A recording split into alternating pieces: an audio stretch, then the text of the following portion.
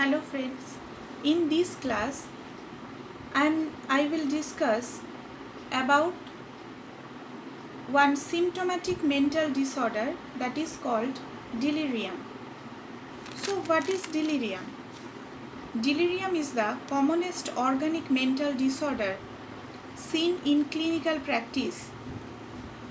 Delirium is the most appropriate substitute for a variety of names used in the past like acute confusional state, acute brain syndrome, acute organic reaction, toxic psychosis, metabolic encephalopathies, among others.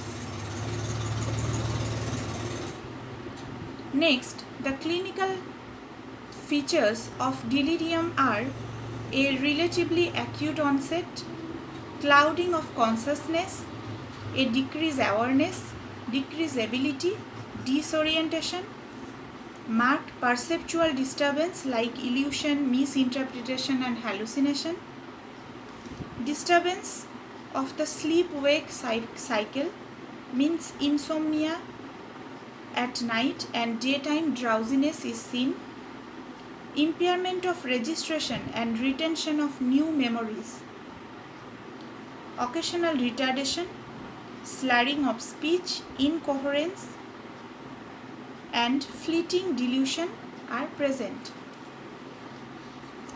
Next, the diagnosis of delirium. The diagnosis of delirium is frequently missed as the possibility is overlooked in the medical or surgical setting. It is important to recognize delirium at the earliest possible as delirium often has an underlying etiology which may be correctable. So, according to ICD-10, for a definite diagnosis of delirium, symptoms mild or severe should be present in each one of the following areas. The first is impairment of consciousness and attention. Next, coming to illusion and hallucination, impairment of immediate recall and of recent memory but with relatively intact remote memory. Psychomotor disturbances like hypo or hyperactivity and unpredictable shifts from one to the others. Number 4 is disturbance of sleep-wake cycle, and insomnia is seen and disturbing dreams or nightmare is also seen. Emotional disturbances like depression, anxiety, fear, irritability, euphoria, apathy or perplexity is also seen in delirium. Next, coming to the predisposing factors or etiology of delirium. The list of the possible cause of delirium is virtually endless.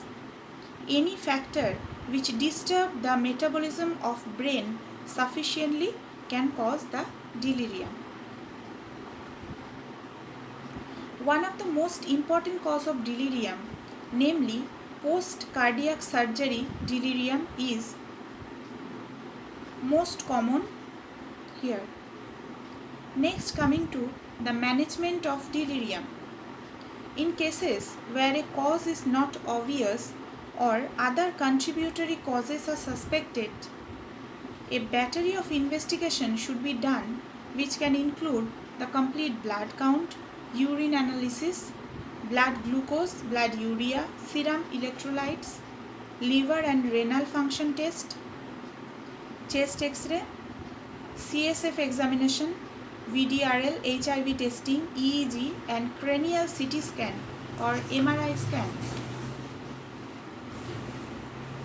Next, management is identification of the cause and its immediate correction, that is 50 mg of 50% dextrose IV for hypoglycemia, oxygen for hypoxia, 100 mg of B1 IV for thiamine deficiency and IV fluid for fluid and electrolyte imbalance.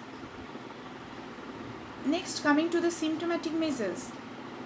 Many patients are agitated. Emergency psychiatric treatment may be needed. Small doses of benzodiazepine or antipsychotic may be given either orally or parenterally. Maintenance treatment is with oral haloperidol till recovery occurs. And lastly, supportive medical and nursing care. So these are all about delirium. In my next class, I will discuss about dementia.